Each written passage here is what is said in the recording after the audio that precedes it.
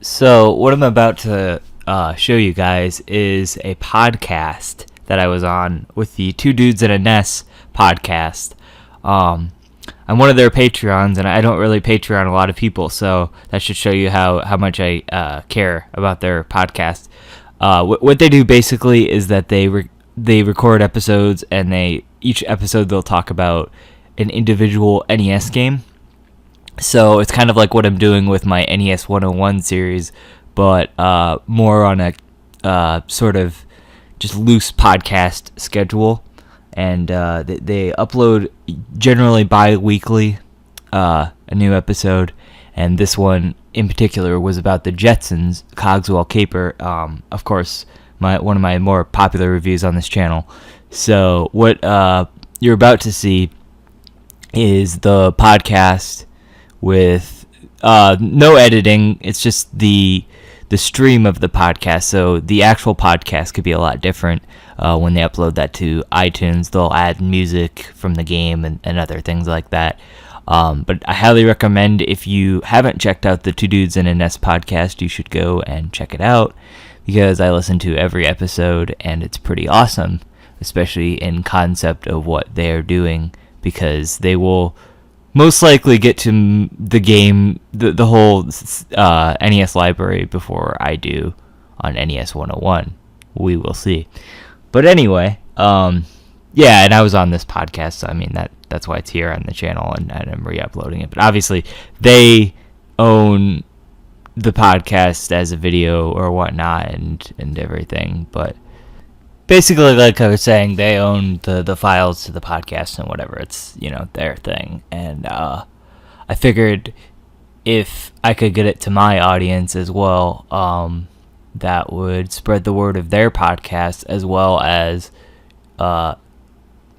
archive my appearance on that said podcast, which hopefully I'll be on in the future for some other reviews and stuff. So this might not be the last of these, but anyway, this was a fun podcast to be on, and I hope you guys enjoy it. And that's about it. Go check out the Two Dudes and a NES podcast, because it is awesome.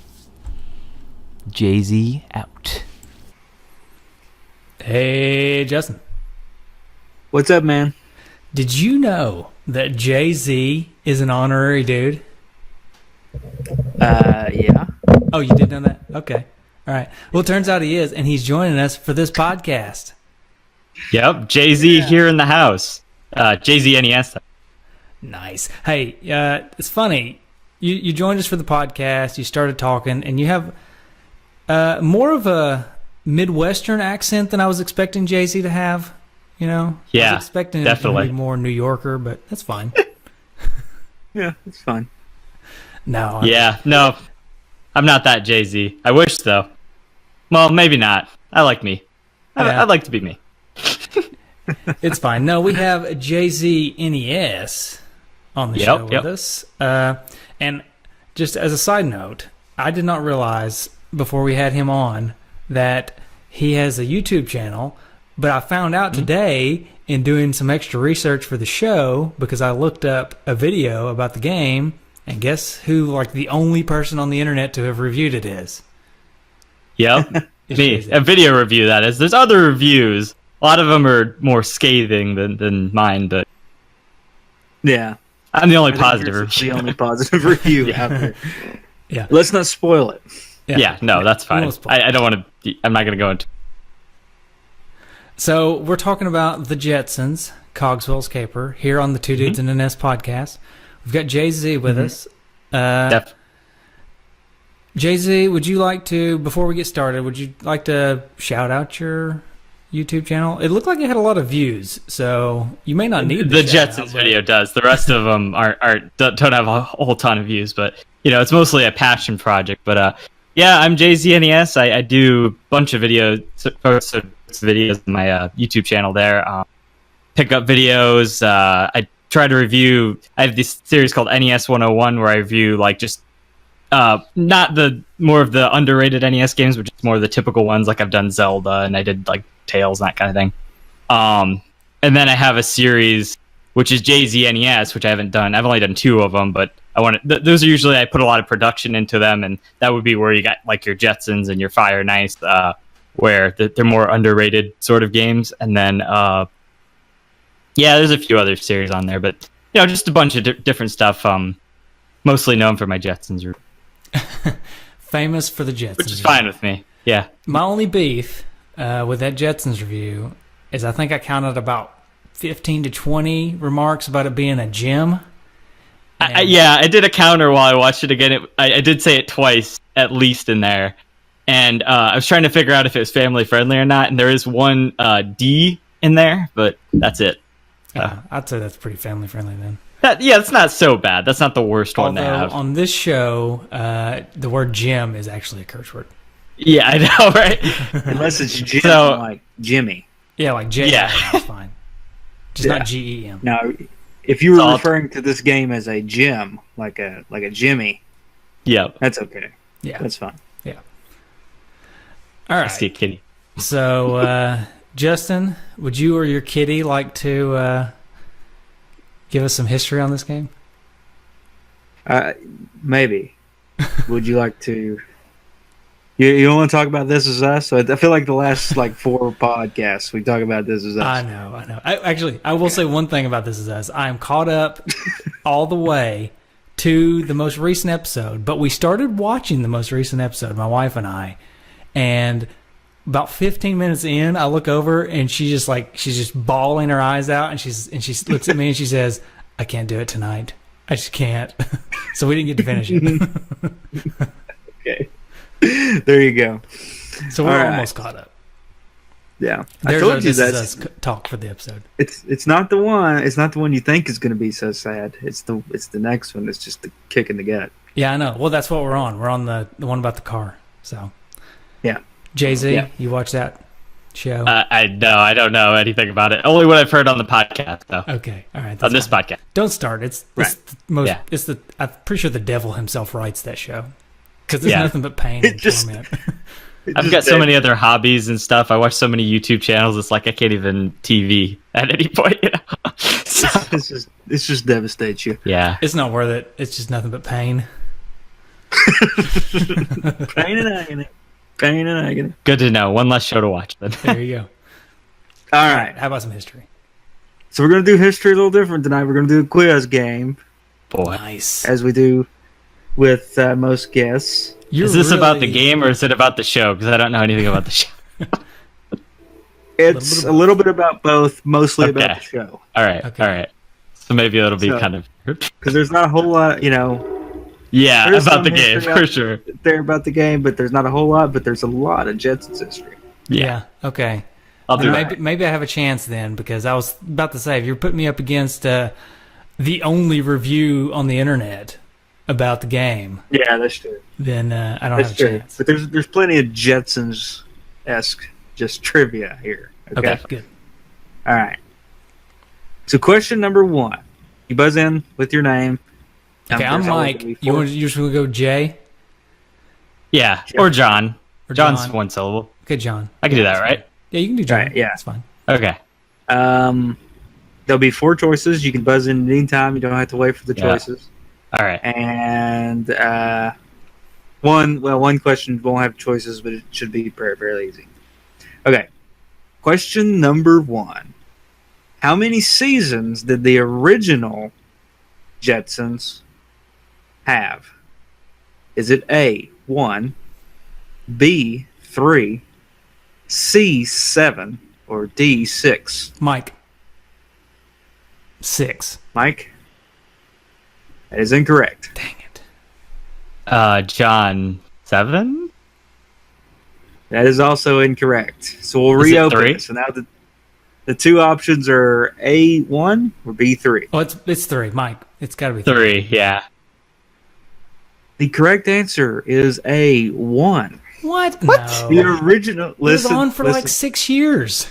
It's a stipulation. Did they was it like a new series of it or something? Okay, yeah. So the original Jetsons aired from September of 1962 to April of 1963. They made only 1 season, and that season reran all the way up until the 80s, and then they made and an then they additional did more. seasons. So there was only Okay. one season made originally. in the So 3 is original. even more of a trick answer in that sense. Yeah, because so there's 3 2 other seasons.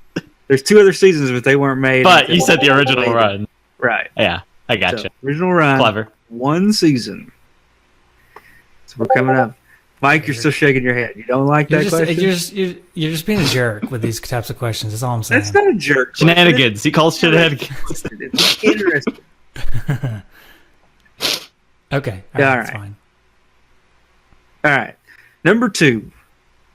This game was featured in the June 1993 edition of what video game magazine? Was it A, Electronic Gaming Monthly? Was it B, Nintendo Power? John. C, GamePro? John. B.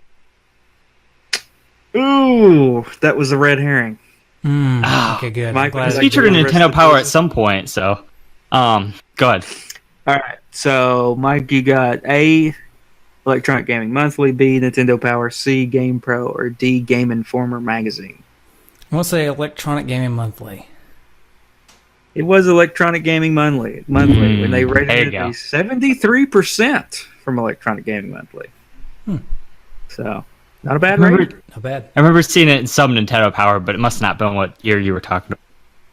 Yeah, I didn't see it in Nintendo Power, but I believe, yeah, I'm sure It's it in was. there somewhere. They even have like a guide for the first few issues, or for issues for the first few levels, if I remember correctly. Anyway, Yeah. good. All right, so it's Mike 1, JZ 0. All right. Question number 3. What region received this game first? Was it A, Japan, B, North America, C, Europe, or D, Australia? John, John? I'm gonna say it's B. It is B. It's North America. That's what I was thinking Go too, but you beat me to it. So unlike most Nintendo games that would be released in Japan first, this one was released in North America first, Japan second, Europe third, and brought it to Australia in late 93. Oh wow. So I think Dude Gale will maybe be pretty upset with your Australian accent there. She's probably. I didn't pretty claim to offended be right now. I didn't claim to be an expert. All right, Crocodile Dundee. Next question. Speaking of Crocodile Dundee, best Super Bowl commercial was the one with I can't No, ever think of his it was- name. I know the one you're It talking was about. not. It was not. It was. It was It hilarious. was all right. It was kind of That was funny. hilarious. Hey, let It me seemed tell like you. an actual movie trailer. Okay, let me Yeah. tell you. I watched If, it. if they were talking about the same one. Are we talking about the new Dundee movie? The one where his like Yeah. his son goes to Australia? Yeah, but it Yeah. ends up it's not a real movie. It's not a real movie. Well, that makes it more funny. Then. No, Okay. it's not. You It's see- just okay, a, so it's, the end. the end of the commercial has like something. What is it for even? I don't remember. He's like, what's his? I can't think of his name. He plays Kenny Powers, but he's really funny. All the stuff he does. But anyway, he's the guy that's playing Crocodile Dundee Jr.'s son. He looks. He's like, this isn't a real movie, is it? Yeah, I remember. This is a promo for Australia, isn't it? And it's just hilarious. Okay. Danny McBride was in there, right? In that Danny commercial. McBride, that's who. Yeah. I couldn't think of his name. He's pretty funny. Yeah, Okay. I All right, think that's he's- fine. I guess I wasn't paying attention closely enough. I was too focused on the actual game. Yeah. Yeah. No, but I Um, was going to say, as a side note, tangent, right? I watched a new Will Ferrell movie. Have you seen The House? The one where they make their neighbor's house into a casino? No, No. but I'd like to see it. Okay, you Is it would? any good? No, it's not. I did not find No, it very good okay. at all. Okay, so here's my point. I'm about to drop a bomb. I think Will Ferrell is done. I think he's lost it because the last 2 or 3 Yeah. movies I've seen him in, I just was not. Is he Lost pulling? touch. Is he pulling Sad. Jim Carrey? I Jim think Carrey he's done too. I think He used to pulling be Jim really Carrey. good, you know. So. So I guess that means Will Ferrell. We can expect in about 5 to 6 years, Will Ferrell to completely lose his mind because that's what Jim Carrey's done. Yeah, he might. I think that's a thing though. Like really funny comedians that have their heyday. When it goes away, they just can't take it. It's like people don't think they're funny anymore, so they go crazy. Yeah, so they go for they're funny, and then they're not funny anymore, and then they just lose their mind. Yeah. You know what they say? I mean, that comedy masks like sometimes dark feelings or whatever. So maybe they just lose their minds after that. You know, if nobody thinks they're funny anymore, then they just regress, or something. So could be. But yeah. Long story short, I think it looked like it'd be pretty funny though. It is for a little while, and then it just kind of stops being funny. I don't know. That's sad. About halfway through, I just kind of lost interest in it. I mean, that guy used to be anything he was in used to be hilarious. I know, right? And for the most part, it's really just not the case anymore. Not for me, anyways. The funniest part of the movie is, I won't give it away specifically, but there's a part he plays like a nice guy, like a dad or whatever. Yeah. But at some point, he has to be like the enforcer of the casino, and like his turn from nice guy into enforcer is pretty funny. But that's about it. The rest of it's really not that funny.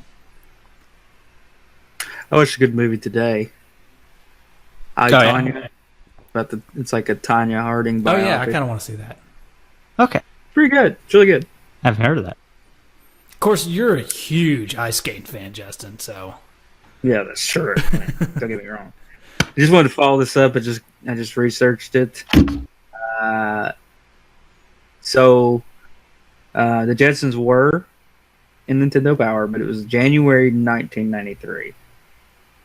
Oh wow! Okay, so it wasn't 93. And who? That must have been. Well, that would have been a Super Nintendo game, right? Or something. Oh well, maybe because 92 is when the other game came out. So yeah, I don't know. Well, no, it's the NES game. Okay. Because I know I have the issue. I have like the first 50 or so issues. I'm missing like them, but I just to have them. So do we need to give John a point then? Because you messed the question up? Well, the question was June. No, the question's still right. Okay. That's fine. Oh, you said June? Okay. All right. Yeah. Okay. That's fair. So speaking of questions, we need to continue the quiz. Yeah, let's get... We're tied 1-1, right? We're tied 1-1. All right. So. Question number 4. Who voiced Cosmo Spacely in the cartoon? Was it A, George O'Henton, B, Mel Blanc, C, Dawes Butler, or D, Frank Welker? Question. Original or the one or the next round? Yeah, are we talking 80s or the 60s one? I think they may have. Let's say were they the same person? This was the 80s. Because this was the most. Okay, John. Okay, John. D. No, it's not D. Okay, Mike. I didn't know. That would have been pretty cool, though. Mike, B. It is B, but you got to tell me the name because I don't trust you. Mel Blanc. It is Mel Blanc. I know. Oh, okay. That's cool. You knew that? I did know that, actually. So George O'Hanlon, the choice A, was the voice of George Jetson. Oh, that's cool. Mel Blanc did Cosmo Spacely. Dawes Butler did Cogswell. And Frank Welker, I can't remember what he was, but he did something. Okay. Well, he's done other things that are awesome. Megatron and what. Frank Welker did Orbity. All right. So, question number 5. So it's Mike 2, John 1. So John, I need you to tie this up here. Okay, I'll try. Is it about the game? It's about the game. Maybe I'll be able to. No, it's not about the game. All right. Well, number 5. What other? No, there's no choices in this. So okay. All right. What other cartoon family did the Jetsons meet? It's the Flintstones. Yeah. The Flintstones. In the 1987 made-for-TV movie. Yep. Jetsons meet the Flintstones. The only Jetsons movie / TV show I liked. Oh, yeah? I was not. Honestly, I think that's the only thing of Jetsons, like of the show, that I actually remember that I've seen. So, there you go. That was a big deal. It was a big deal. Definitely. Worlds collide. And it's so funny because it takes like futuristic game and it adds or futuristic show with prehistoric show. Yeah, it was really cool. Definitely. Speaking of, flashback to the Flintstones episode that we covered. The Jetsons have a little appearance in that game.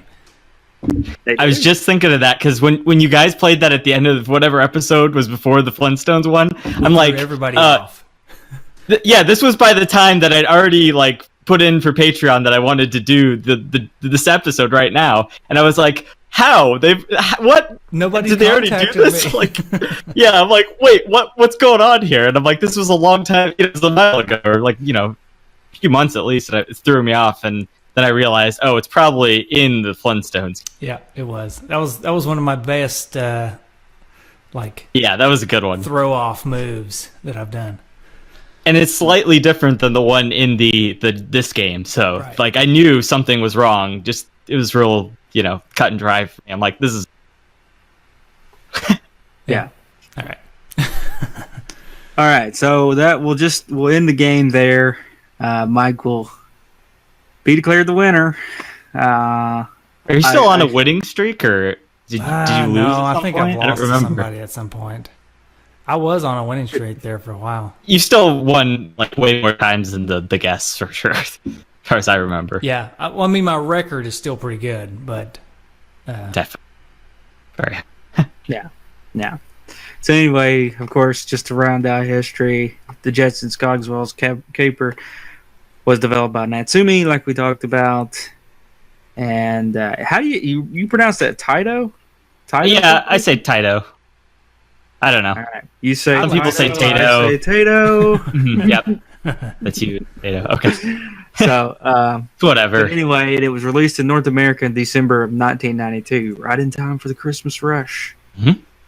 And good time. Everywhere else pretty much kind of scattered out in the year 1993 in Australia, Japan, and Europe. And Mike, do you have a story on how you went and found this game? Unfortunately, no. This one is not exactly within the old price range, so right. And I didn't stumble upon it back when it was in the old price range.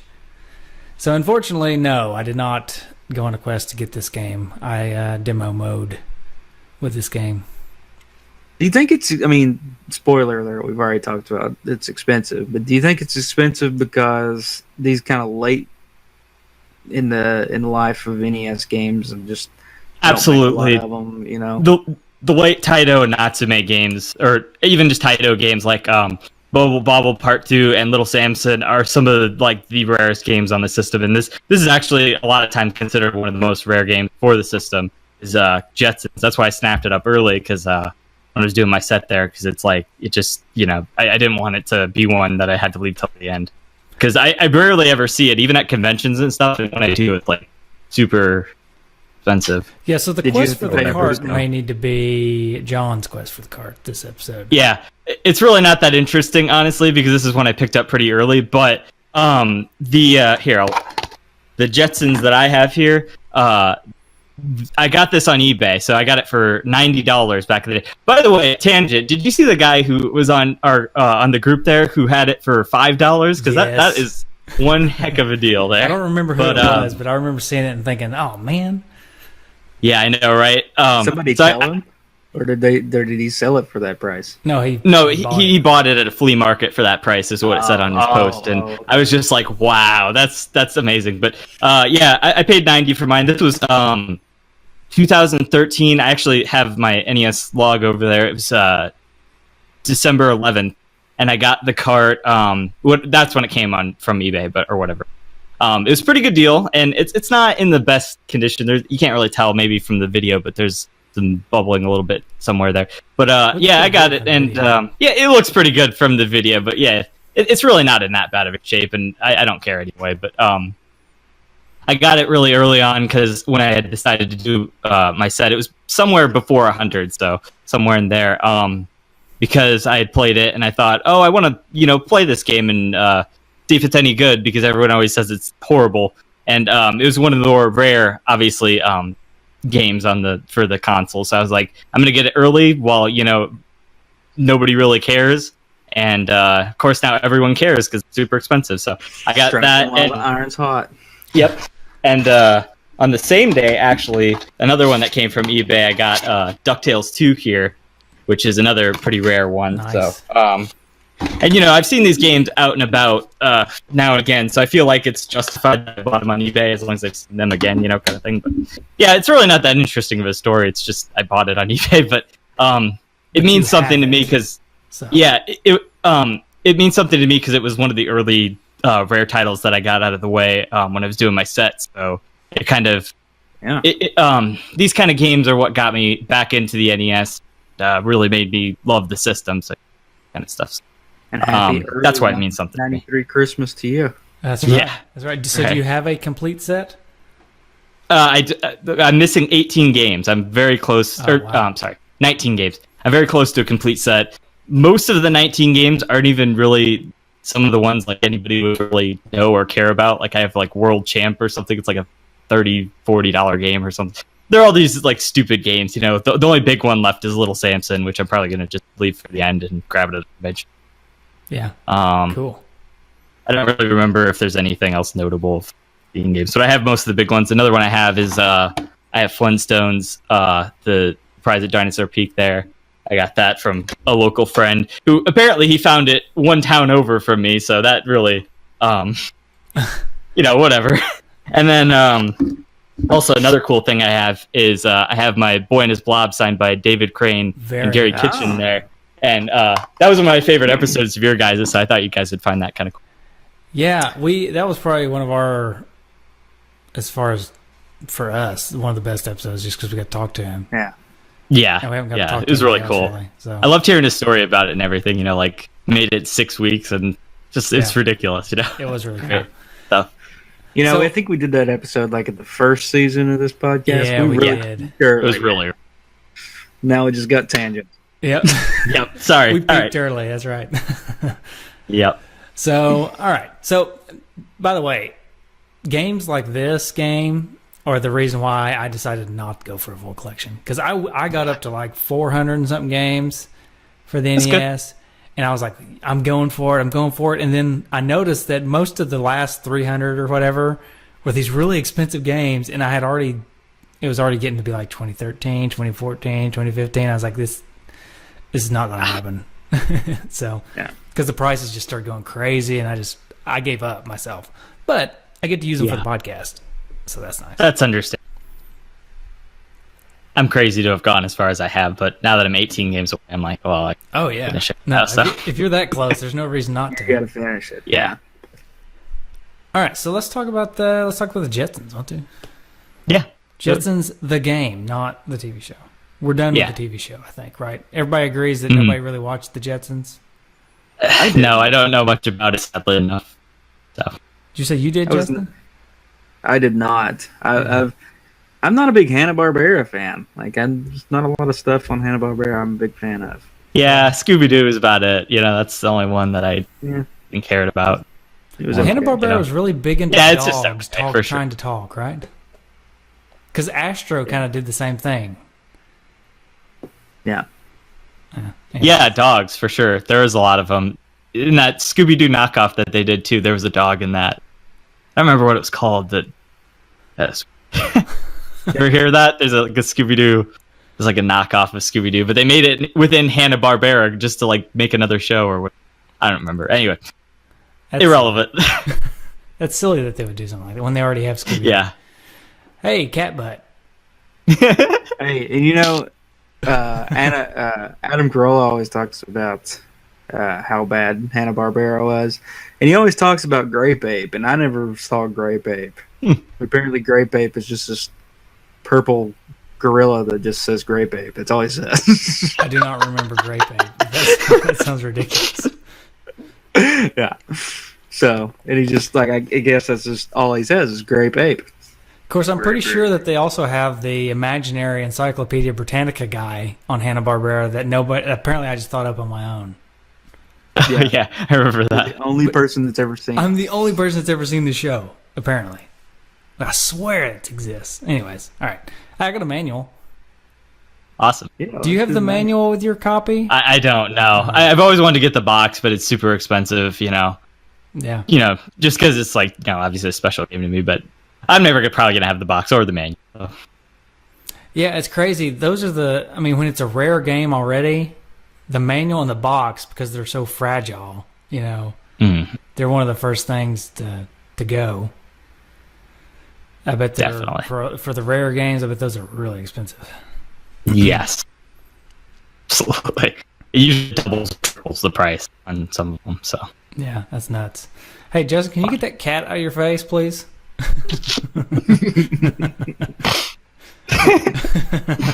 Thank you. You didn't actually have to. I was just being funny.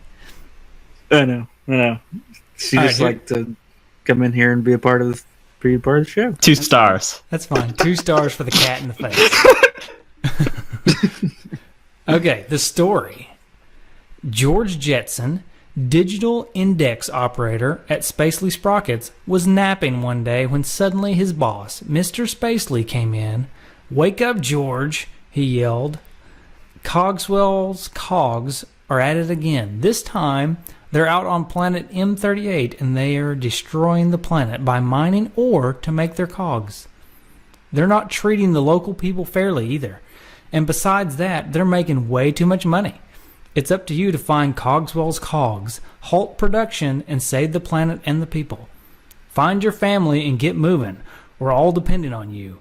Now, wide awake, George begins planning. He'll need to find Jane, Judy, Elroy, Astro, and Rosie, the damaged robot. He knows they will be very angry that Cogswell's cogs are damaging M38 and taking advantage of the people there.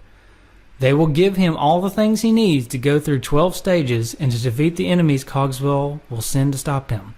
George will use boxes, stars, power packs, remote-controlled defenses, magnetic boots, and even a jet board in his mission to stop Cogswell's caper. That's the story. Nice. It's kind of... That's pretty accurate. It's in the game, so... It's a little too on the nose for me. Normally the manual will spell out the story in a more elaborate way.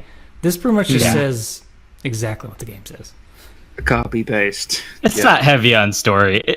Even the light story though, it is nice. I mean, I think they implemented the characters well enough between the levels and whatnot, and usually they'll give you a power up and stuff. And there's a scene near the end where it's you get to see them all again, and they all say little things. So it's just kind of nice, Most NES games don't do that kind of. Yeah, no, I agree. I think in paying attention to this, like how he's napping on the job and still getting his job done. Yeah. I just realized just now, for some reason, that the Jetsons was able to pretty accurately predict the future. I think the only thing they got wrong is all the characters in the show are not super obese. But other than that, it's pretty accurate. True. I mean, the robots do all the work. They just sit around and nap. They don't have to walk anywhere. They just ride the conveyor belts all over the place, or the treadmills. Yeah. Yeah. Mm-hmm. Mm-hmm. It's kind of a good metaphor for now. Yeah, but they came up with this in the 60s. Yeah, I know. So it's cool about it.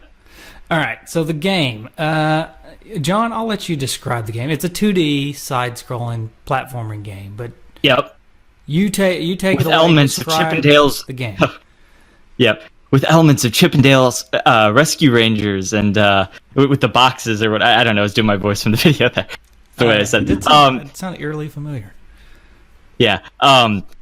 So it's kind of like Chip and Dale, where you have the boxes and stuff, and then there's stars and power pills. The power pills, they power your weapons. Or not your weapons. There's different items. You have a little robot that you can throw at guys or whatever, which is pretty helpful. And there's a hoverboard and a whole bunch of other stuff. There's a shield that you have to use near the end. Okay, can I stop you there? Because I have a question. Yeah, what's that? Because you're going to be the one. You're going to be the expert on this game. Because Justin and I played it, but we usually have a week to play these games. But you've played it extensively. No doubt. So my question is, do you earn those things?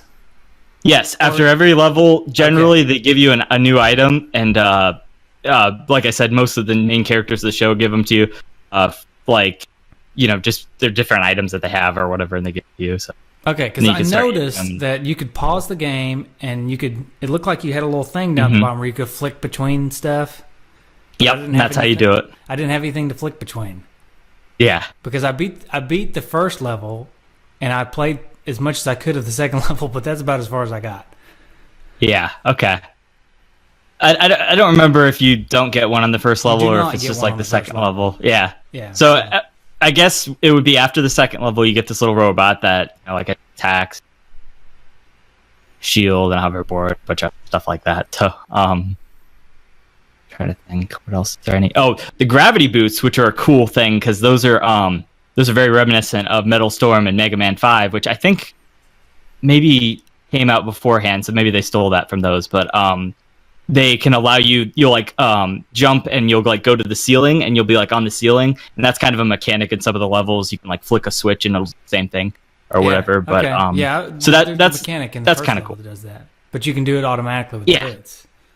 Yeah, so you can get different power-ups and like little items and stuff with that. The only thing is that the screen, it's like Mario 1 where the screen doesn't scroll back. So if an item is off screen, then you can't like go back for it, which is kind of, whatever. I mean, the game's built around it, so it's not really a big issue, but that's kind of. So the magnetic boots will allow George to walk on the ceiling to avoid obstacles. Select the boots and then press A to jump and B to flip George upside down and cling to the ceiling. They drain the power packs. So you got a pill per second. So a pill per second. So so the power packs, they each like all the different items have like the robot thing that you throw at the guy that has like 5 takes, and some of the other ones take about like 10 or 5 or something. So you get these from picking up boxes, and they'll just be randomly around the level, kind of that kind of stuff when you kill enemies and whatnot. Actually, well, no, I guess we can talk about that when we get to the bosses or.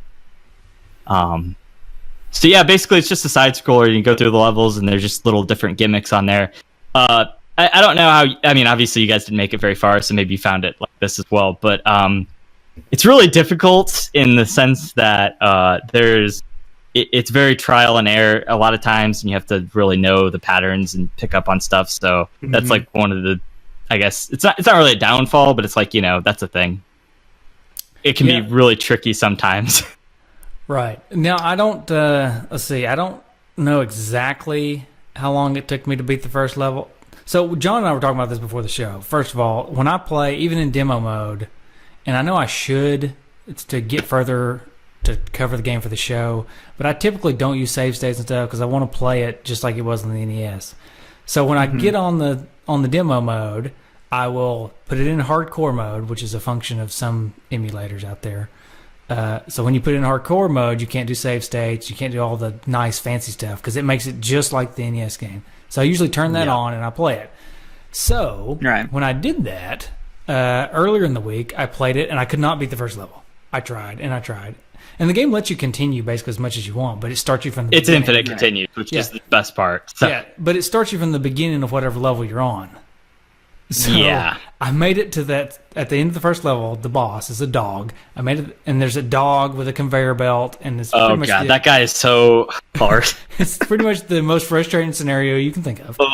And so I made it to him. I can think of a few more from later on.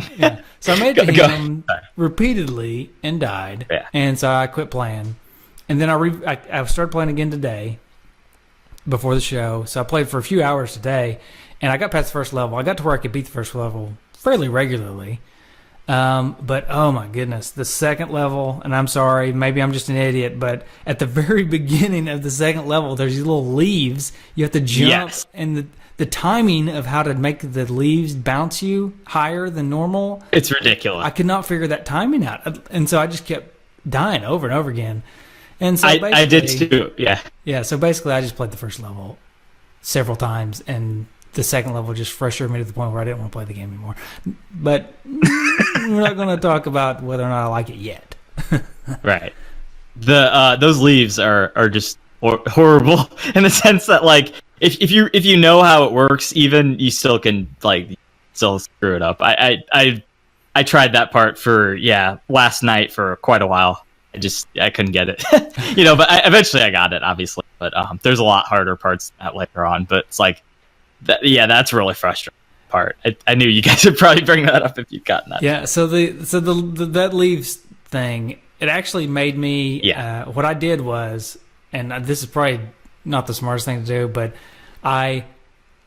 you can continue repeatedly as many times as you want on the level. You can keep starting it over and over again. But those leaves made me so frustrated that I reset the game and then just played the first level again because at least I could enjoy the first level because I knew I could beat it. Yeah. But I going to play what I can do. Yeah, exactly. Yeah. Right. The second level's not very good. But it's okay. The leaves are the worst part of it. But yeah, the thing that I figured out is if you get kind of a running jump, you wouldn't think that there's actually momentum. But if you start from the beginning of the one platform and just keep running onto it and then jump, you have to. It's really specific about its timing, and whatever, of course. But you can get it to do it sometimes. Oh boy. Yeah, those are the worst though. Sometimes. Yeah. Now, you get the timing just right, and you get to do it sometimes. The thing about this game is that there's a lot of variety to the levels later on and stuff. I don't know, like if you guys watched any later on or whatever. But I watched a lot of video about it. That's where I'm getting a lot of my knowledge about the later levels. Yeah, because I just obviously I couldn't make it to them. So yeah, the first boss, the dog, that's pretty frustrating. But yeah, that one took me a while too. And I was doing it on the regular NES, so it was like I had to not use save states or whatever. But that one's pretty frustrating. The second boss though, the spider, he's not really that hard. So you get through this hard level, and then it's like you can probably beat him your first or second time trying. It's really not that bad. And then the third level is really easy because it's real short. It's like this. You're just in this basketball gym or something, and you just jump across a few platforms. That's it, And then I think that actually is where you get the power up, because you get some power up there. I don't know if that's what that one is or what. So what I the gist that I kind of got from this game, well, of course you mentioned it. The Chippendales Rangers feels very similar to that. It feels a little slower paced than that, but there's they got the same kind of mechanics. But what really got me is I feel like the difficulty curve is more like a sine wave. It's like, like they don't. If they would have rearranged the levels or something, they could have made it kind of like a normal game where you starts off kind of easy and gets harder. But for me, it's like the first level. The boss of the first level should have been on a different level, because the first level itself is not too terribly bad, but the boss is really frustrating and somewhat difficult. And then the second level seems just ridiculous all of a sudden. And it sounds like, and from watching video and from what you're saying, it sounds like the third level, for instance, is probably the easiest of the. Well, there's that one, and then there's a very similar stage way later on that it's like the 6th or 7th level where it's just a little blurb like that again, and it's just like on a basketball field court or whatever, and then you just like jump through real short. But you're right, it's all over the place with its difficulty, but it pretty much remains consistently difficult the entire time. So it takes some practice. Those levels could be a bit of reprieve. You're just getting a little bit of could be. I think that's the idea. Hit you hard, give you a little break. Hit you hard, give you a little break. Yep. Okay, that's fair. The third level, actually, I know you guys didn't, or the fourth level. I think at third main level. The fourth level. At the end, though, there's this gear section, and that stuff is just ridiculous as well, because it's really about the timing. They place like boxes in your way. It's an automatic scrolling level, and the thing is right behind you the entire time. So if you don't get this perfectly, and then later on, there's this. I'm gonna go a little crazy at some of these levels, because this blast furnace level, it took me like hours and hours to beat this, because it was just ridiculous. They put this section, and this is why they put this section at the end, which is exactly like the gear thing, where it's chasing you, except there's lava below you, and you have to keep hitting switches in the level to lower the lava, and there's guys like constantly. You have to know this like perfectly. And at the end, the boss is not the easiest boss either. You guys play. I remember you guys did play Zelda 2 on that one episode. It's a later boss though. I don't think you guys probably made it. There's like level 6 or 7 where there's a dragon that comes up, and then he like goes back down, he comes up over here, that kind of stuff. They do that. It's a very similar boss to that, except you have to keep lowering the lava because the boxes that you can use as your attack are below the lava. So it's real tricky. That level is the hardest level by far, I would say, the blast furnace level, and that's like 7. Yeah, but that's the thing. That's what I'm saying. It's like that's level 7-ish out of 12 levels. That's the middle of the game. Yeah, and it's the hardest definitely. level. So I don't know. That would honestly, like structurally.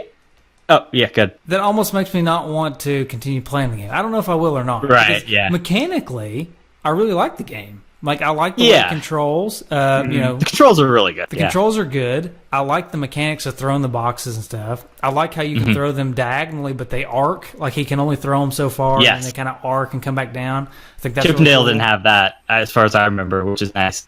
No, Chip and Dale, when they threw their boxes, they just went pew way off. Yeah, they just it wasn't as accurate. So it was like that's a good game.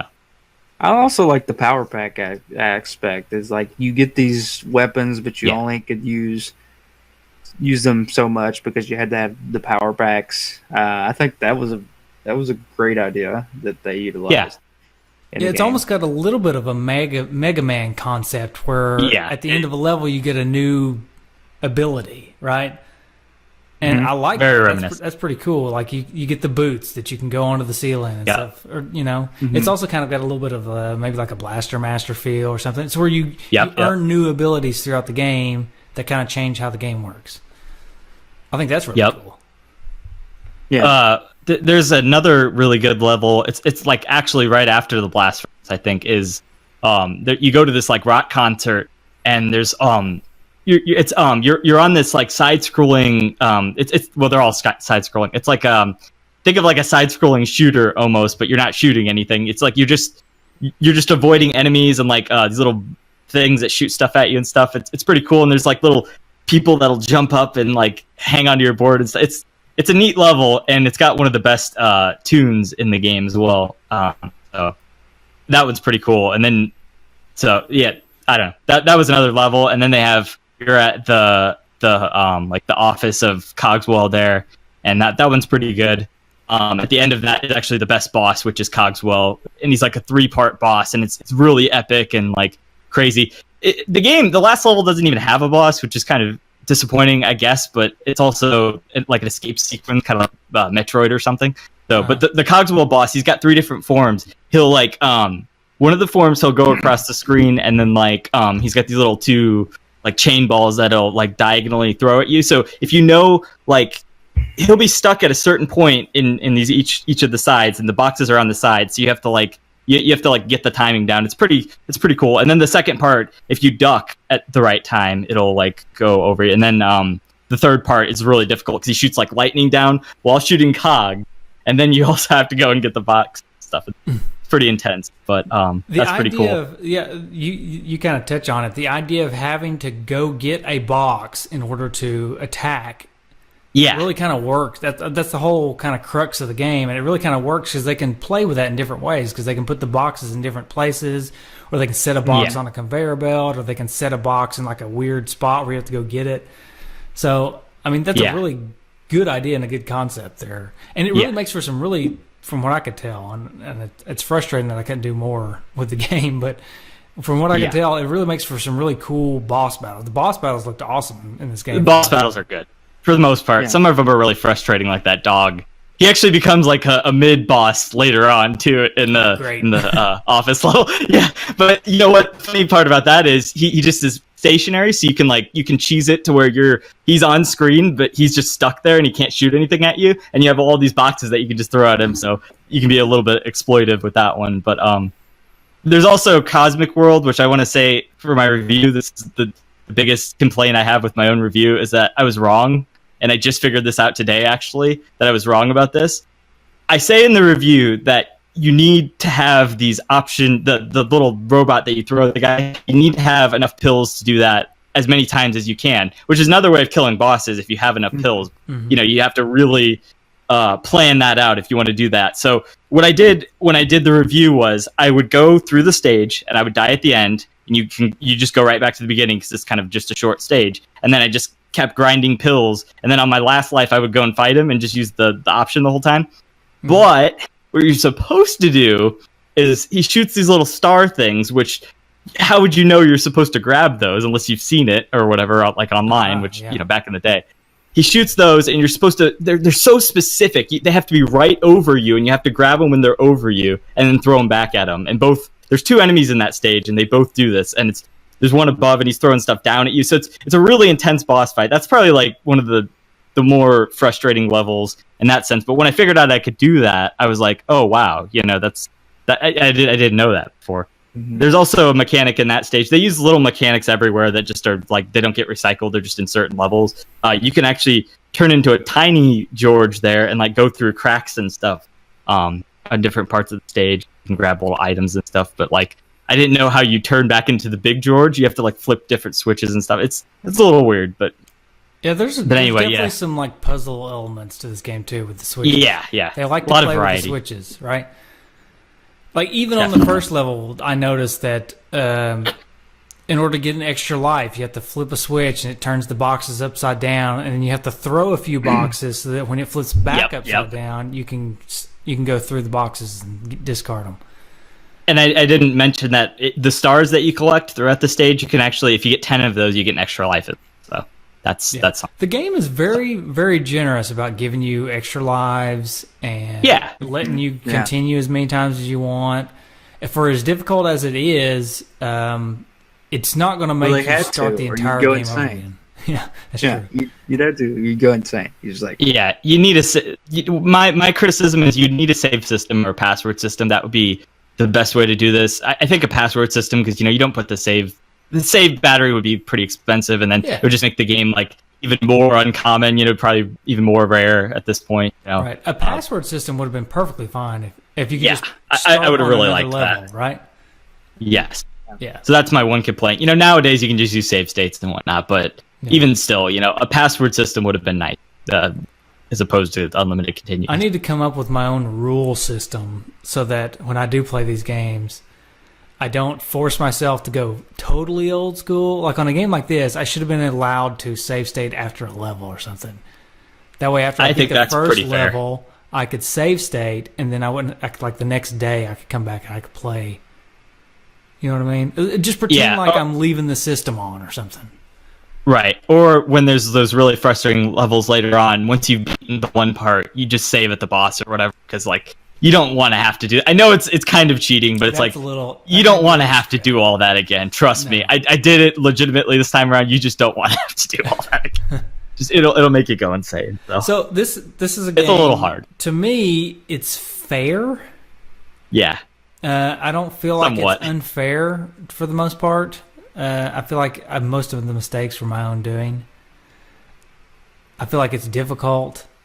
It would have been nice to have had some kind of a password feature. Little room for error, I guess, is something you could say about it. Yeah. Have you guys done Journey to Silius yet? We have not. No. Maybe I should Patreon for that one, because that's a really good game. I'd like to see you guys do that one, because you keep bringing it up every now and again, and that's a really good game. We bring it up mainly for its music, but we have the music. I've played it in the past. And I've got it, but what made me think of that is that's another game that's super hard and it doesn't have a password system. So. That one took me a while. That one. Yeah, I don't know. And then some of the bosses are cool, and then it's kind of difficult. That's the last level is pretty cool because they start you off with 99 pills, so you can just kind of go crazy with it, which is nice. And if you can make it to the end of that level with the 99 pills, or just at least enough pills, there's all these rocks that like fall down, and you have to like basically shield yourself from them. And after that, though, it's just that's all you do. You just jump over a few platforms, and that's it. The game's over. So the music in the game, though, I want to mention is really good. I don't know what you guys thought of it, but I think it's really underrated for sure. Yeah, we can talk about the music. It's a little bit out of order because we normally do graphics first, but we'll do music. Oh, sure, graphics. Let's talk about those. I like the graphics. I thought they were great. So They're very colorful and lively, and I think they reflect what they do well. So I thought the graphics were the best aspect of the game. Yeah, itself. Yeah, definitely.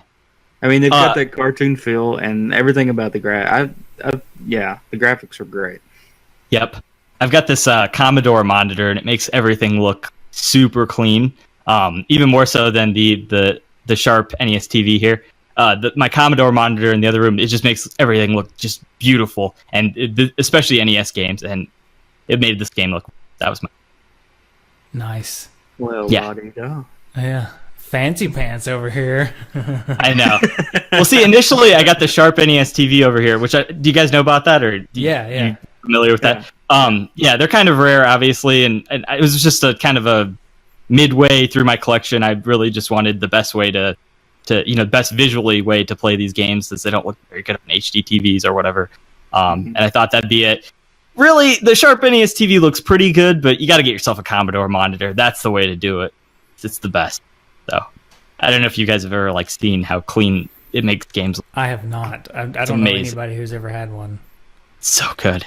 PS2 games look really bad nowadays on HD TVs, but the Commodore monitor, it basically makes it look HD. It's crazy. Wow.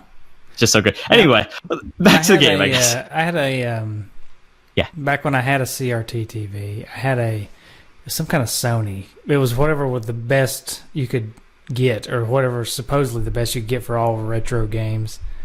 And I had tracked one down. It was I think it was a Sony Vega TV or something. I can't remember what it was. Okay. But it made all the old games look really good, but it was just so bulky and took up so much space that I gave it to somebody else. Yeah. I've got a giant TV. Actually, I can. Well, you can kind of see how big it is. This thing is a monster. That's what I used to play my stuff on back in the day. That's my old childhood TV. And then I've got one. You can't. There it is. That's another one, which is. I got a lot of TVs, CRTs, because you got to have them for different games and stuff. But anyway, CRT tangent there, I guess. Yep, CRTs. That's that's the way to go for these old games, because that's the way they were designed. Definitely. They look. If you don't do it, the lines are not smoothed out. They're all jaggedy and stuff. Yeah, it looks bad on new TVs. Yeah, but alas, that's what I play on for the most part now. If I don't play on the actual NES hardware. Most of the time, I'm playing on a Retron 5 or on a RetroPie. So, yep. Most of the time, my games look like butt. But yeah, such is life. That's how it is. Yeah, unless you really want to. We make. Yeah, unless you want to invest in a frame. That's so expensive. It's you want to talk games are expensive, but that might be worth that. I don't know. Yeah, I hear the. I think it was Analog NT or whatever it's called. Oh yeah. I hear that's the way to go if you want to play on a newer TV. Definitely. But that's pretty expensive too, and they're pretty rare because they don't make very many. Yeah. Of them. Right. Yeah. Anyways, enough of that tangent. The bottom line is the graphics in this game are great. Just as mini really good. NES, late era, 90, 91, 92, that era for NES games, they all just look great, and this is right in there. I'm sorry. Yeah, especially Taito. They in Natsume, Little Samson and all those games like that look just ridiculously good. Panic Restaurant is another good one, and that one looks really cute and awesome as well. So yeah, this game, every level is pretty varied and different. Definitely. They all look different. Just think of Mario. As much as great as Mario is, every level is pretty much the same, and it's the same hardware. So it just amazes me what people can do in 10 years working on hardware. Yep, definitely. I don't. Oh, good. No, go ahead. I was gonna say was I don't know if you guys have seen the Fire and Ice video that I did, but that was one of my complaints with that game was they have all of these varied places on the overworld. It's volcanoes and stuff, and forests and stuff, and it's all just the same background every time. It's it's so disappointing. But a game like this, it really stands out because it makes you feel like you're going on a journey. You're in different places. The characters refer to the different places. Even the map screen is cool because you can see yourself flying to the next place or whatever. Mm-hmm. It's awesome. I really enjoy it. So I think the graphics are great. Yeah. I have no complaints there. Agreed. Even the little animations, like when he jumps and he's got a little jetpack and stuff, I think it's cool. Yep. That was the other thing I mentioned in the review. The animations are really good. All the enemies have like different little animations and stuff. Even if you leave like George just sitting there for a while, he'll like look at you and like tap his foot or whatever, like Sonic or something. Yeah. So. Like who? Like who? Oh yeah, like You mean like on Super Mario 64 where Mario? Yeah. Like, Oh, does it? Yeah. Does he? Yeah. Mario falls asleep, right? Yeah, Mario falls asleep. Is that what you're talking about? I don't know about Yeah. this. In Fire and Ice, actually, he falls asleep too if you leave him idle on the screen. So Mario actually stole that from there. Yeah, okay. If anything. So I don't know this Sonic you speak of. Yeah.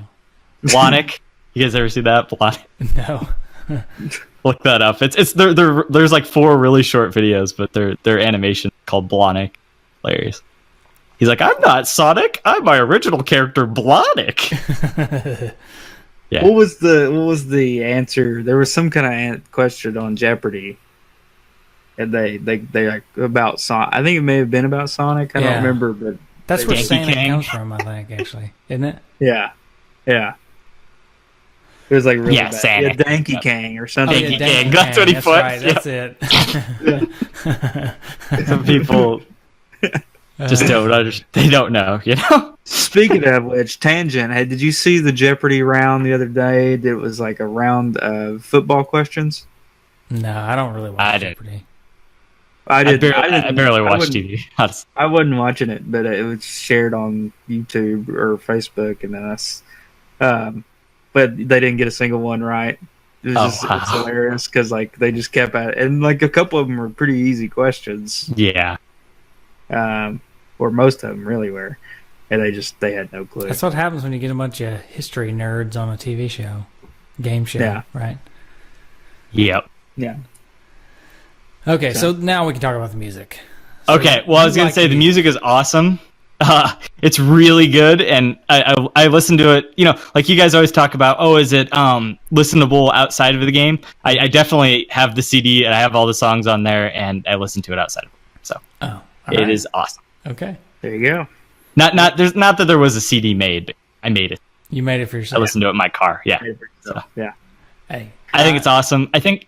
Oh, good. No, go ahead. I was just going to say I think it themes the different levels very well. You know, you can kind of tell. I think my favorite track is probably the one that you guys used for the end thing on the last one. Was the third? I keep saying third level. It's the 4th level technically track, and that one's one of my favorites. The last level too has a really good theme. Well, yeah, all of the levels. The one that we used at the end of last episode is my favorite. That's why we used it. Yeah. So definitely. That one is really good. For me, it was kind of hit or miss, and I don't know. Yeah. There's a few of them that are a little repetitive. There's a few duds in there, and unfortunately, one of the duds for me is the first level and the first boss. Okay. I did not like either one of those songs, and the boss theme is always consistent, so that's what it's. That's what it always is. The boss theme is. And I will also say that my wife, Amber, was sitting on the couch. She was playing on Facebook or whatever while I was playing the game. And at some point she said, because I kept fighting that stupid dog over and over again. And at some point she said, can you like mute that or something? Because that's really annoying. And I said, yeah, it's pretty repetitive. You said nope. I like it. I like the first level as well. But, you know, whatever. Said, no, you are going to listen to that and you're going to like it. No, I said I did until I beat the dog and then I turned it back up. The side scrolling the rock level, that one good too. Yeah. I can't think of what it is, but I believe you. Yeah. But I know I listened to pretty much all the tracks. Whenever I was picking them out, because normally what I'll do is I'll listen to most of them, and then I'll pick the one out that I want to use for the for the next game's music at the end of the show. Yeah, definitely. And after listening to all of them, I felt like it was kind of hit or miss for me. I liked about half of them. Mm-hmm. Yeah, I liked about half of them to the point where I'm kind of with you. I was like, about half of these are really, really good, and then the other half I thought were just kind of didn't really like. Well, the composers of it, it's Itso Mitsutane and Kazuko Umino. I only remember that because of my video.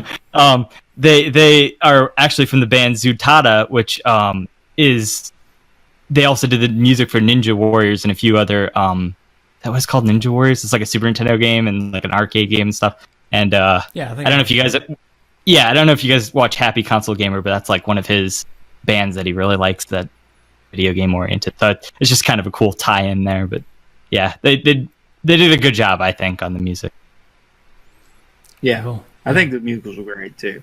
I side more with Jay-Z over here on the music end. I'll take my music advice from Jay-Z. Yeah, I don't. Yeah, there you go. I would trust Jay-Z more than me in the music business for sure. Right. So okay, that's fine. That's fine. So maybe I'm the only one, but for me, some of them were awesome, and some of them were really terrible for me. Yeah, I agree. Some of them are just kind of really repetitive, so I'm on board. Repetitiveness. It's not that they were instantly annoying. It's just within 20 seconds, it seemed like they started repeating themselves, and it's the cuts that I have of the song on my CD. They're all 3 minutes and 1 second or whatever. They're like from playlist. So I always skip the tracks that are just repetitive in the middle. Like the middle tracks that are just for those short levels or whatever. I'll listen to it for like a few seconds and I'm okay. I'm good. I'm done with this one. So that tells you anything. Yeah. Okay. So somewhat agree with me. Maybe not as much, but I think we're all kind of on the same page. In general, it's pretty good. Pretty good soundtrack. Yeah. Good. All right, Justin. It's time. Is it worth it? And how much does it go for? Oh boy. Well, I'm interested. How much does it go for nowadays? So I'll pull up this website here. That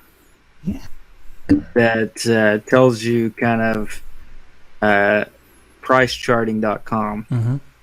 It says the loose price for sales is about $147. Sounds about right.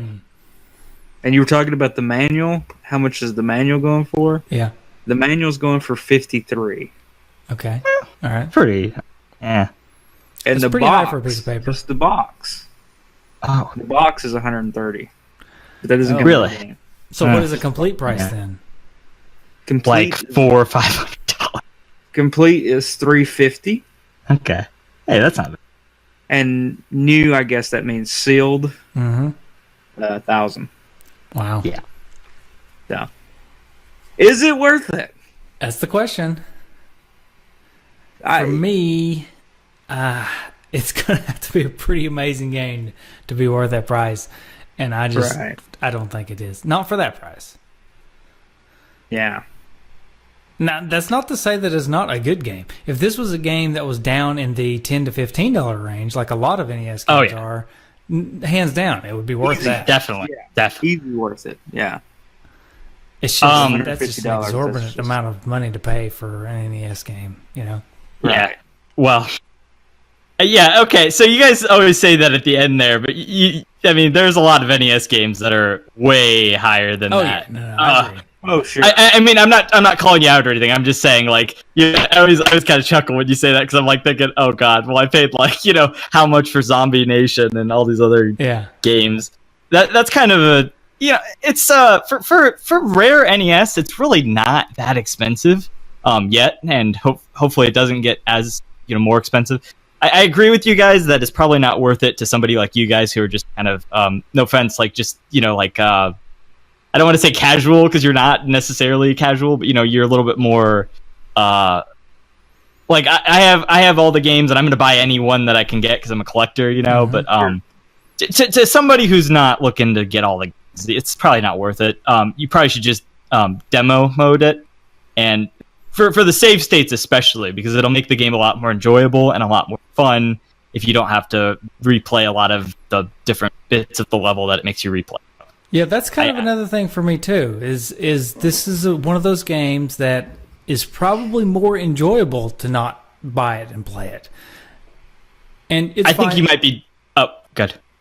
I was going to say, it's fine for you to call us out because we are not collectors. I was at one point in time, but I'm not anymore. Yeah. And Justin's not a collector. So we do try to mention collectors in the show, but if you're a collector, you're going to try to collect them all anyways. So whatever we say during this segment means nothing to a collector. Right. You know what I mean? Sure. For the collector, it's probably worth it to get it soon because it's going to just probably keep going up as people find out about it. But because it's not as well known right now, obviously, one of the only reviews for it. So that kind of thing. Between you and us, now the world knows about it. Oh yeah. Yeah, for sure. So it's so we're gonna raise the price a little bit probably, but So what I'm trying to say is I agree with you guys. You should probably just emulate it, and that would probably be the way you would enjoy the game more. And so no, it probably is not worth it to some people, but to others, like the collector, maybe. You do bring up a decent point, though. Justin, should we, in the Is It Worth It segment, differentiate? Is it worth it just in general, and then is it worth it in the rare echelon of games? You know what I mean? Yeah. Because there is this upper tier of like $100 plus games. There's not a lot of them, but there is a, like I said, there's a tier of games that do we categorize and say this one's more worth it than another one? You know what I'm saying? No, I get what you're saying. Yeah. I think as you guys go on, you're gonna find that there is a lot of those honestly that are more expensive than this. So there's probably at least a good 200 to 300 that are, well, maybe not that many, maybe like 150 to 200 games that are over this price for sure. There's a lot of games on NES, so you probably, I know every game pretty much. I can, like, if you just throw a game out at me, like Danny Sullivan's Indie Heat, for example. I don't know if you guys know about that one. Mm-hmm. It's like a meme CU podcast at the NES. But a game like that, that's not a rare game. Actually, it's the rarest game in Europe or whatever.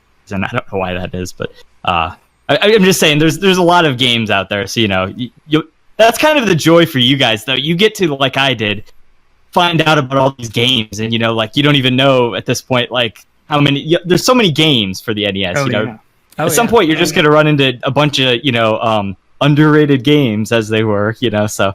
And that's the fun of it. That's the beauty of it, To be honest, a lot of people probably won't believe me when I say this, but one of the reasons that we set up the Patreon goal of having giving the people the opportunity to select a game, one, of course, is because it helps us fund the show, but the other is it's a reward that people can pick a game they want to hear, and they get to pick a game that we may not even know exists. Yep. So it's a game that we may not even have ever even touched for years and years down the road if we continue to do this forever. That, maybe it's something that we didn't even know about until we started really digging it down. Because if it was for us to pick, we're going to pick games that we know already and that we've played. Yep. One of the 350 games that I have or whatever. Yep. But there's twice that many out there in the world that we might not even know about. Yeah. So I think that it'll be. It's also interesting because then you get to sorry, I don't remember what I was saying. Anyway, I feel bad for you guys though because you're also gonna have to review games like Color a Dinosaur, the 4 Sesame Street game, Taboo the Sixth Sense, which isn't a real game. It's like 5 minutes of gameplay, and then I don't know how you're gonna get an episode out of those. So it'd be a lot of tangents. You're gonna have to do a lot of tangents, or for like the Sesame Street games, you might just want to combine them all or something. For the Sesame Street, we may combine them all. Yeah, they're so basic and like nothing that it's just like, oh god, you guys are gonna have a ton of fun with the. You better do all these at once. The Fisher Price game, those are just the best. Watch my Fire and Ice review sometime. I make a joke about it. Oh man, that's a good one. But anyway, tangent there. So, I don't know. All right, choo. Train. Get a train. Yeah. So no, it's gonna be fun. It's gonna be interesting getting down into the games like that. I will say that my wife and I did play Color Dinosaur the other night. It was interesting. You actually have that one, or? I do not have that one. Oh, okay. You just emulate. We demo mode. Sorry. Yeah, we demoed that one. Okay. Basically, if I mention that I played it with my wife, it's not a game that I own, because if it's a game that I own, I have to play it in this dungeon room, this office that I always go to by myself. Because I'll just spoil that episode whenever you get there. That one's not worth it. It's like $80 to $100 for that game, and it's like you color a dinosaur, and you don't even really color it. It's pretty bad. Yeah, spoilers. Okay, so now we don't have to do that episode. There you go. We just Hey, if you want to get me on for all the really crappy games, We'll get you on for all the really crappy, expensive games. How about that? yeah. Or just get me on for the underrated ones that I've mentioned, like Stanley, and because nobody else is going to be able to do Stanley as well as I will. We'll get you because on. that one We'll I'll actually have an interesting story for. So yeah, we'll get you on for Stanley. okay. All right. And then Star Wars as well is another good. I'm sorry. Go ahead. Well, we got George Lucas lined up for Star Wars, so Yeah. Oh, okay. Oh, all right. Harrison Ford might call in. We don't know. yeah. Well, he said maybe. How much you depends on paying his him? time. Billions. Yeah, all the Patreon dollars go to Harrison Ford. We've been saving up. All right. Yeah. All right. Retrofitted trophies. I've got 3. I gotta think of some. That's fine. Forgot about that part. I can go first if you want me to. Justin, you got any? I actually don't even have any this time. Oh boy. Okay, I got 3. And You got to carry the show. You got to carry the show here. I'll go really slow just in case you guys can come up with something. Okay, my first one is Jetson, you're fired. And that is, because his boss always says that to him, but then he, for some reason, I don't know if you remember the show, but he gets fired all the time, but he always keeps his job. It seems, I don't know. Can you really trust his boss to fire him? No, you cannot. Anyways, to earn Jetson, you're fired, you have to fail at beating the first level. You just can't. I got that trophy many times. Nice. You just can't beat the first level. And that's Jetson, you're fired. It's not really a trophy. It's more of a non-trophy. Yeah, it's like the opposite of a trophy. Whatever that is. It's a turd. It's a turd. That's right. Okay, I've got another one. It is Roarge. That's Astro, by the way. That's my Astro impression. To get Roarge, go into a boss segment. Okay, sorry, it's Rutro. Sorry, Roarge. There you go. Is that better? Does that make sense? Got it. Thanks. To get Roarge, you have to go into a boss segment with only 1 life and 1 heart. Like, can you beat this boss? Because if not, you're going to have to start the entire level over again. All right. I like Is that it. all you got? I like it. Okay. Anybody else got any yet? Because I've got 1 more. I got a few. Okay. My first one is okay. So do you remember I was telling you about the one where I was wrong, where you have to pick up the stars or whatever? That world's called Cosmic World. So my trophy for that is beat that guy by just beat those 2 guys, because there's 2 of them on that boss. Beat those guys just by using the stars, and that's Cosmic Super Caper, or Cosmic Super Caper. And then no, that's not what I don't know, something with Cosmic. I don't know. I'm not bad at the name. So anyway, Cosmo Kramer. So, Cosmic Kramer. Yeah, there you go. And then I had one. Do you want to go with your next one, or do you want me to do? I have like 3 of them. Okay, go ahead. Go give us another one then. Okay, and then on the section where I was telling you about the gear or whatever that follows you, it's called Cogswell Super Caper. You get through that without dying once, like I did when I was recording my review footage. The second time I beat the game, I did that whole part, which is super hard, and I never do it right. I never did it right the first time, and never did it right this time very well, but I did the whole part at just 1 go, no continuing on that part. I did that part 1 time. That's impressive. That's how you get that. Yeah. There you go. I don't know how I did it, but I did it. So, and then go ahead with yours, I guess. Okay, then my last one is Jane, get me off of this crazy thing. And that is get stuck at one of the many conveyor belts in this game and not be able to get off the conveyor belt and figure out how to beat that part. Because there are a ton of conveyor belts in this game. Yeah. And there are a ton of spots where you can fall down a hole off the conveyor belt or just get hit by an enemy. You know, whatever. Right. So, if you get stuck on a conveyor belt and die, or just can't beat that part, you get the Jane, get me off of this crazy thing trophy. That was the most frustrating part about that first boss, is that you're on conveyor belts the whole time. Like, it's always spinning you towards the nearest is that right? It's always spinning you towards the nearest hole or whatever? Yes, you're going towards a hole, and their boxes are coming down the conveyor belt too, so they kind of push you to the hole. Yeah, and he has the little dog that comes out, and he'll always like hit you, and you'll always fall damage to the hole. That's a really difficult boss now that I'm thinking about it for the first boss. But anyway, so my other trophy would be Cogswell, you're fired, which would be you beat him, you know, in the second to last level, the penultimate level. That's a good one. Yeah, and then on the last level, once you get past the rocks and you get to your ship and escape, it'll be called Escape from M38, which is the planet, which is a nod to Metroid there with its escape sequence. So there you go. Did you come up with anything, Justin? I got nothing. My brain's not working much tonight. That's fine. For some reason. It's fine. That's fine. You answered too many medical questions today.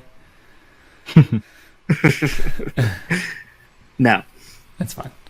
Okay, so we need to rate this game. How do you guys want to rate this game? Any ideas? Type of astronaut food.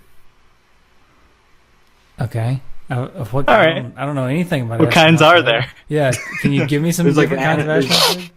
There's like, and they're like fruit. Okay. Fruit. All right. So type of fruit. Type of dried fruit.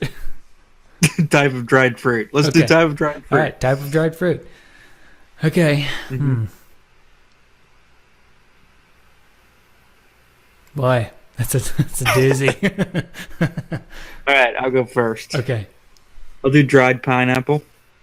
Okay. Because not every bite of dried pineapple is the same. Kind of like all the levels are different in this game. And they're not every bite that you get is good either. Okay. Because pineapple's kind of hit or miss anyway.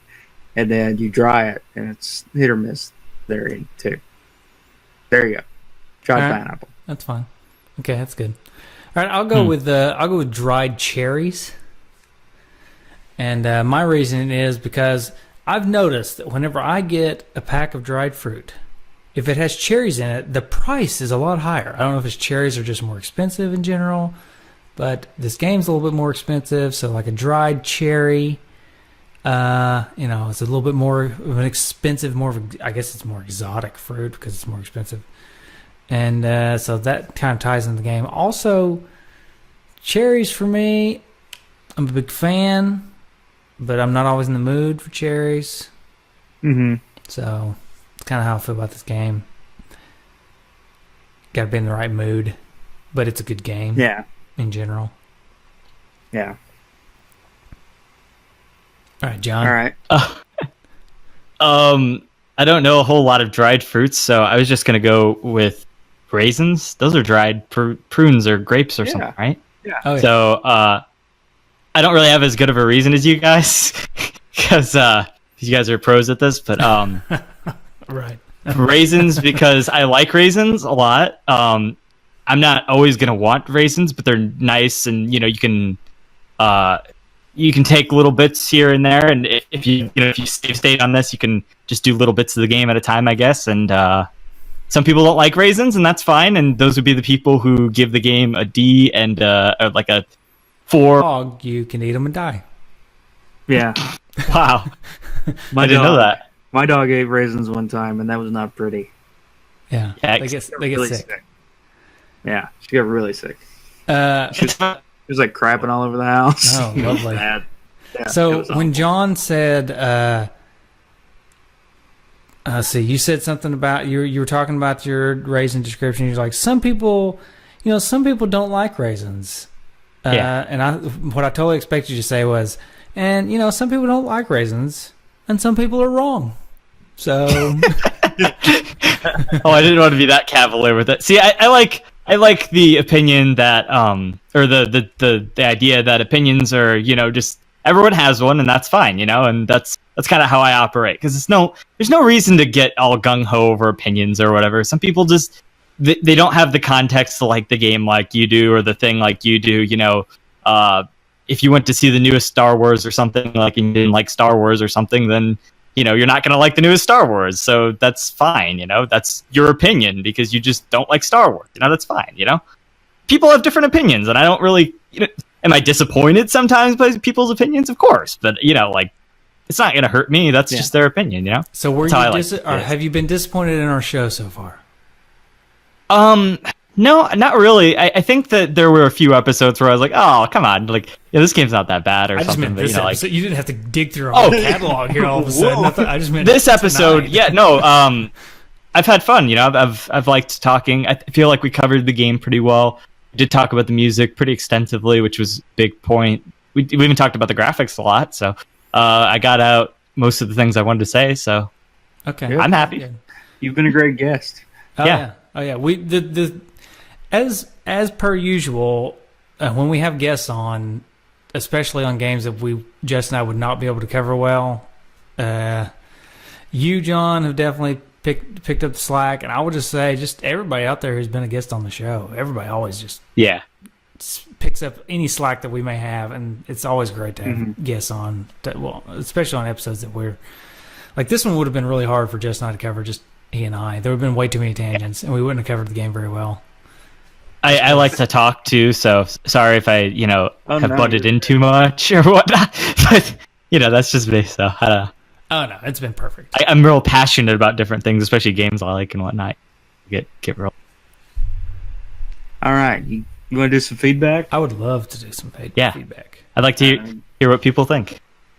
Let me pull it up here. So, of course, my Facebook app just wants to restart. I did post a little too late on this one, unfortunately. We got quite a bit.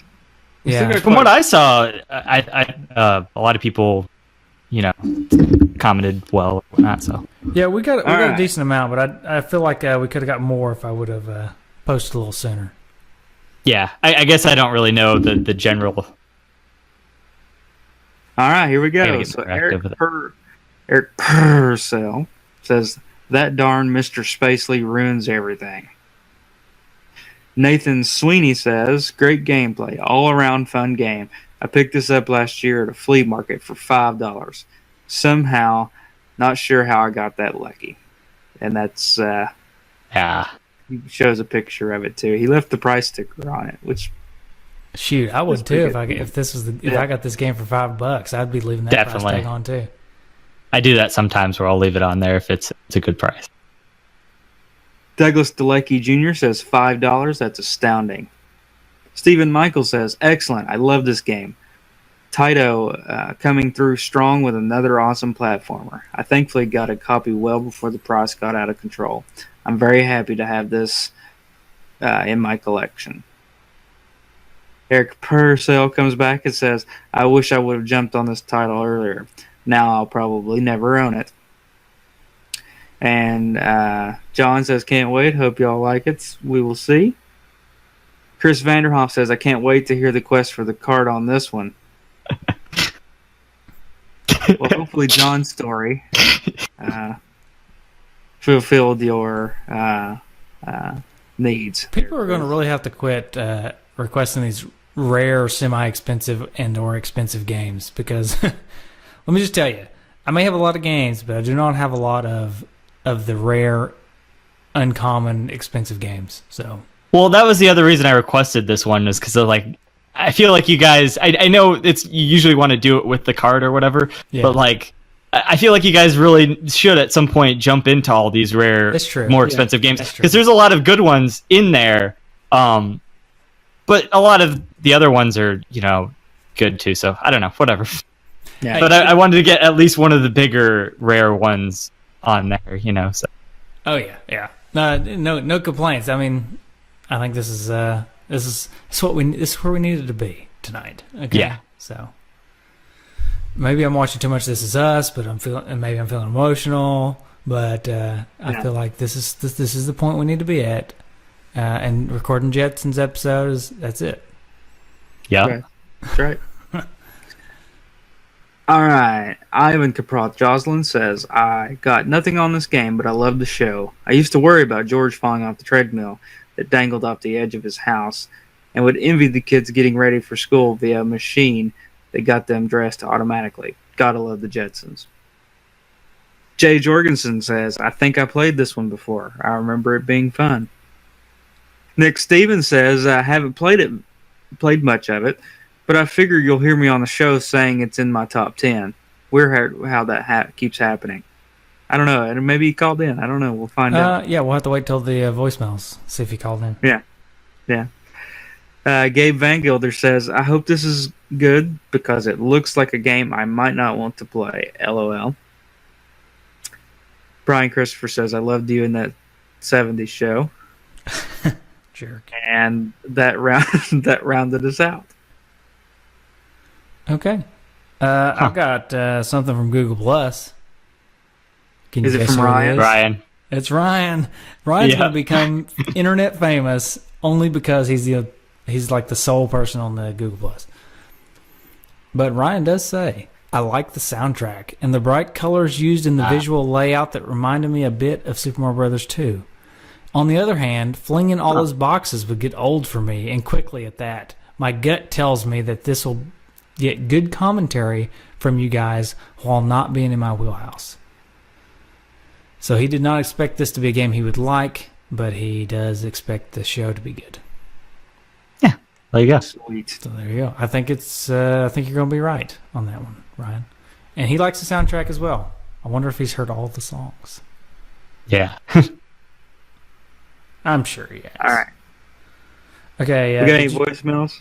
Oh, well, we have one. Have we Okay. checked the Facebook? I think there was a couple comments on the Facebook page. Oh.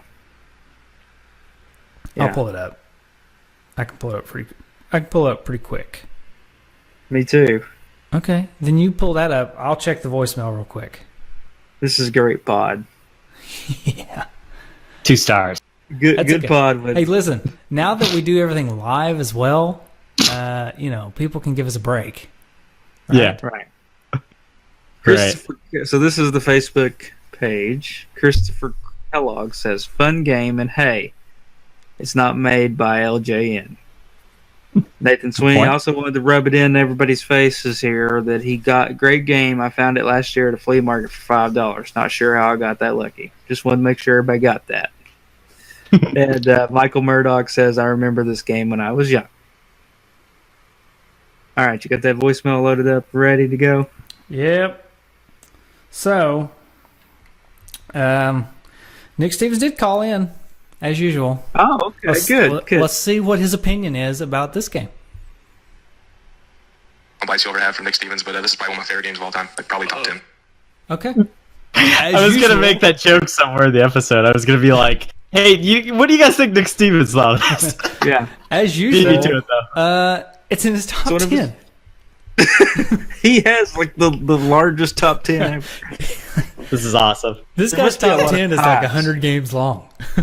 It must be just like, like I said, a lot of ties. Like he has 10 number ones, 10 number twos. Yeah. Well, okay, so there's a lot of ties then. Yeah, that makes sense. As much as I find the game frustrating, I have to agree with him on this one. Not many of his other top 10s, but I would probably put this game up there for me. But maybe not for other people. But I don't know. I like it, challenging and good. Yeah, it's a good game. I'd put it in my I top think it's pretty good. NES games, maybe not my top. Well, he said top 10, period. So. Oh, okay. Well, he's a little bit more of a diehard fan than I am.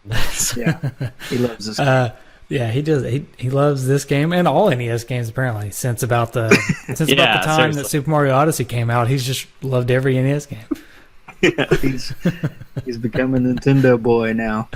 Is that where you guys got that from? Was that from the Super Mario, like something about Super Mario Odyssey, or what? Was he talking about a game? No, I mean he calls in every week. I don't know. It's weird.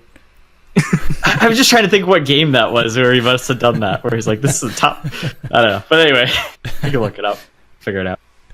Okay. All right. Well, that's pretty much it. I agree. I think this is it's not in my top 10, but it's definitely a high quality game, and it's definitely worth a shot. I would put it above a lot of games we've covered on this show. So, Yeah. I definitely think it's worth demoing. So you guys should check it out. And if you're a collector, it's worth getting. Here's another thing: if you're a collector who has bought this game to put in your collection and for some strange reason hasn't played it, you may want to pull that off the shelf and play it, because play it. it's not like stadium events where it's just a stupid game that costs a ridiculous amount of money. This is actually a good game that costs a ridiculous amount of money. So I don't even count stadium events like the games, because it's just like you can get the same game, World Class Track Meet, and it's like 99 cents. I got mine for $1. So I always make that joke to everyone. Oh, I've got stadium events like 3 times. It's like on the combo Mario Kart, and then like you get like I have like the standalone one, and I have a second copy. all right, so John, shout out your channel again, because I think people will want to check it out. So at least, if not for nothing else, to see your review with some gameplay of this game, right? Definitely. It's the JZNES, just all letters, just like that. It's that easy. Go subscribe. That's cool. Or if not, that's whatever. Check out the review, at least the Jetsons review. It just hit 1,900 views, I think, and it's like just turned 3 years old. That's what the other thing was. Facebook reminded me of that or something. So that's cool. So it was 3 years ago now. But I do different sorts of videos, all sorts of variety of videos on there. I'm actually restarting, because I did do this series before, but a video series about the music in games. So like it's called Nerd Symphonic, and this is like the 3rd episode, but this new marathon is going to be of Zelda games. I'm doing all the Zelda games. So I've done Zelda 1 and 2 right now. On NES is one episode, and then I'll do like Link to the Past, so on and so forth, going forth. And then I'm going to start doing the Mega Man games, just like from 1 to 10 there, because Mega Man 11's coming out later this year, hopefully. Anyway, Nice. So I'll do those for my NES 101 videos, and I have this series called no, I can't say it because it involves the G word. The G word from the backlog, which is basically where I take all the G words of my backlog that I find, and I just review them. So I also have a series about finishing my backlog, which motivates people to finish their backlogs and shows how my progress is going on mine. So the impossible task. Yeah, I mean, I've made progress. I just try to stick to like a game or 2 a month, and it usually ends up working out pretty well. So nice. There you go. And I've got a big backlog. So You must not play very as you can long imagine. games. Sometimes it's all about a nice variety and balance. Like I did Breath of the Wild a few months ago, as like one game that I played for like 1 month. And I think that was it. I think Breath of the Wild. No, okay. So Breath of the Wild and Mario Odyssey are probably the only 2 games I've beat in the last 5 years. Yeah, just because it's just. Yeah. I don't know if you guys have ever heard of the game Parasite Eve, but that's a PlayStation 1 game. It's like an RPG, and it's also like kind of an action RPG. It's the coolest thing, because it's like it's like top down, and so it's like turn based, but you're also moving around and shooting the enemy as well. It's really interesting to describe, and it's almost like survival horror too, like Resident Evil or something. It's a really interesting game. It only takes like 10 or 20 hours to beat. I think I put 20 hours into it, but I spent a lot of time grinding the Ultimate Weapon. That was another one I had in the backlog. That's why I'm mentioning it. But it's really cool. Pretty cheap too. Yeah, cost you more than $20. So nice. That's the crazy good thing and the crazy bad thing about video games these days is there's so much time, like so many hours of great, amazing gaming that you can do. Oh yeah, for a very cheap amount of money. Mm-hmm. But there's no time. There's just no time. Right. Yeah. There's no problem. Oh well. There's no time. Well, so now that I'm sad about being an adult, let's go ahead and wrap the show. So, shout outs, Retro Junkies. Shout out to the Wee Dude for the music. He does an amazing job. Wee Guy on YouTube. His name's Wee Guy on YouTube. Shout out to the Fox Dude for the logo. Shout out to JZNES for joining us tonight. And Justin, where can they find us? You can find us on Facebook, Twitter, all that fancy jazz, and you can find us on 2dudesandANES.com, Nintendudes.com, and NESdudes.com. And you can always call us by going to the website. And what do you do with the website? Well, if you go You to click the little button. Oh yeah, John, you click the little button, right? But where is that little button? I don't know on the website. It's on the. There is a little button on. You can click it and it's like a little phone icon or something. Have you done it? That's the biggest. I think I went there to get the number, and then I just call you from like contacts now. So Okay. I usually call for the newer episodes. So All right, well, I want to show. I don't know if you can see. Yeah. It's in the upper corner. Yeah, exactly. See, on the website. Oh, I see. It's a little phone icon. Just pulls it right up. And in fact, in the upper right corner is a phone icon. In the upper left corner is an eye. If you go there, that's the support line. You don't go there, actually. I thought maybe if you clicked on the little eye, it would give you the phone number. But it does not, actually, so don't do that. Unless the website's broken, then you can go there. Yeah. Can I do the number? Because I know it. Okay, yeah, please. Well, I know the acronym or whatever. Okay, you do the 7757 Retro 1. Is that it? That's right. That's it. 7757 Retro 1. What is that in actual numbers? That is 775-773-8761. And I don't blame anybody for not knowing that. I don't even know that. I just looked it up. So, you know what the thing is? It's funny. I remember that every time I'm listening to the podcast, but I couldn't remember it right now. So. 775-773-8761. And I expect calls now because we've spent a lot of time on the phone number. That's right. I'll always call. Maybe I won't always talk about the game like I did with Strider. I recommended you guys another game for that one. I know how much you like that because you always mention that every time anybody does that. You just talked about the other game instead. I'm like, yeah. Strider's one I got to get to. It's one of them. I guess I would give a shout out to Stephen Michael from Facebook because he's got that retro game of the month club that he's trying to get people to be playing in, and it seems to be working. They played Star Tropics in February, a game we covered, and everybody seemed to have a good time with Star Tropics. And in March, I think they're playing Mega Man 4. I think it's Mega Man 4. That's right. And we'd love to do a cover of it on the show, but I think we're booked through March at this point, so I don't think we can coincide. I think you guys do 3 yet? We've not done 3. I don't remember. We've done 1 and 2. So you just skip 3 for the time being. Well, I mean, we're not. I know. You're not going to do it anyway, but. Yeah, so we'll probably. I don't know. We may go in order. We may not. We didn't go in order with Castlevania because we still haven't played 2, but we played 1 and 3. So. Yeah. Right. There's another one where you skipped 1 too, right? I can't remember which one it was. Probably. We're not. It had bugged me at the time. I don't know. Anyway. We're not, we've stated from the get-go that we are not going in order, so sorry. Yeah, definitely. Who wants us to? Well, of course you skipped Mario 3, which is fine because I know you guys make that a big episode or whatever. But see, here's the thing. I was going to call in and actually mention Zelda this, we did backwards. Sorry. Zelda we did backwards. Zelda, that was it. That was what I was thinking. Zelda was backwards. Yeah.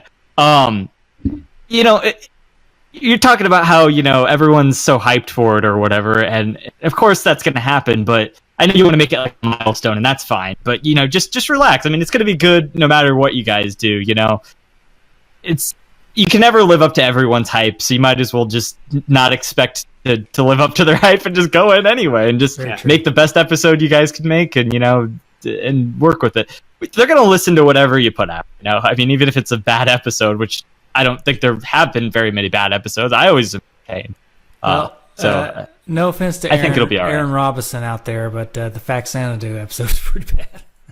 You guys always mention that, but I didn't mind that episode. I actually liked that episode because it's a fun game. You guys didn't talk as much, and that's fine. But You always cite that as being like the worst episode, but I didn't think that was. What's funny is I feel like that was the worst episode mainly because that was a game I played a ton as a kid, but then we got on the episode and I just drew a blank. It's like I just couldn't talk about it. But for some reason, Aaron fortunately was there to cover us. But man, I played from an insider's perspective. It was probably yeah, because it was a game that I played. I put way more time into that than I did the Jetsons game, for example. Yeah, and I feel like I was able to talk way better about Jetsons than I was about Faxanadu. But oh well. I'm better at leading you on in conversation, I guess, or whatever. Yeah, leading you to the point, or I don't know. Oh well. Anyway, alas. All right, that's pretty much it. Good show, guys.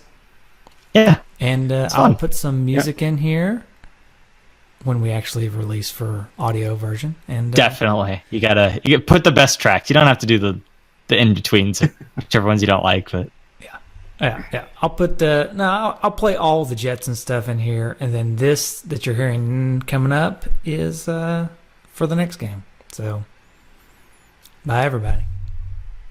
Bye.